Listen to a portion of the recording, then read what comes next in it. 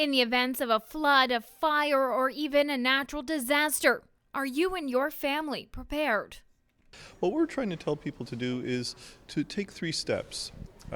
Know the risks, such as what are the type of hazards that could happen to them. Make a plan. Put together an emergency plan, a fire evacuation plan, and then get a kit. Put together an emergency go kit if you had to suddenly leave your house, or put together a stay-at-home kit, a 72-hour kit of supplies that if you had to stay in your house and not be able to leave, that you would be able to prepare and keep your family there safe. This week is Emergency Preparedness Week, and it's a national initiative designed to raise awareness for people to make sure that they are prepared for any emergency situations that could arise.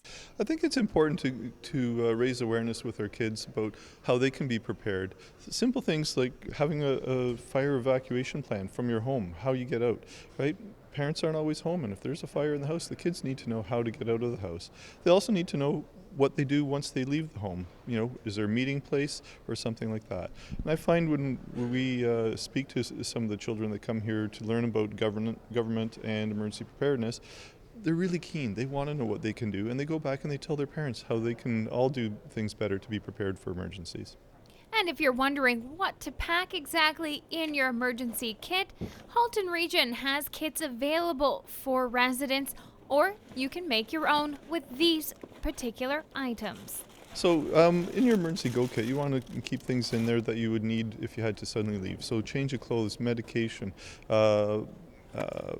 battery-operated flashlight or a crank radio, so you can listen in on what's happening in the world. Because if there's something significant going on, we're going to be putting out information to residents on how they can be prepared. Important in your home is to have enough supplies of food and water, such as 72 hours of water for your family. If there is something going on, if there's water contamination, having water in your house is very important to be able to drink and to be able to wash. You want to keep a list of medications handy if you had to renew your prescriptions when you leave your house. I also want things in there to stay warm. If we think back to the 2013 ice storm, a number of people were without power for a long time and didn't have heat.